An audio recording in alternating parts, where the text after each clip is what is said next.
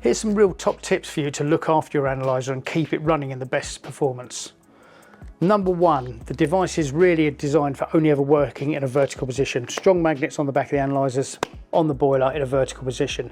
If you leave the analyzer laying horizontally, with the condensate trap, you're likely sometimes to pull water back through the trap into the pump and into the sensors.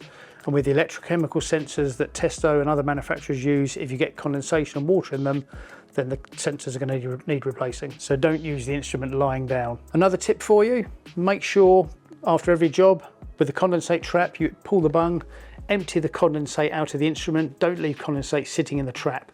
But remember, the bung must always go back on the instrument, because otherwise you will draw in air with the measurement readings and dilute the mixture. Because they're sensitive to condensation and moisture, don't leave them in a van overnight, particularly when you get the change from autumn to winter, because where we go from a hot day to a very cold evening, you can get condensation forming inside the van and directly inside the analyzers as well.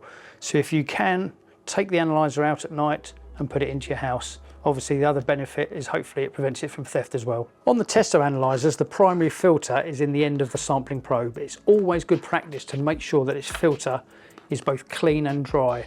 If you're doing a lot of condensing boilers, obviously it can get wet. If it's damp, just put it to one side to let it air dry, get a dry filter and put it in.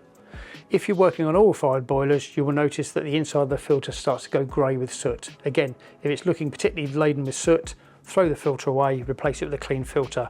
That way you're ensuring you're getting the best gas flow straight to the sensors.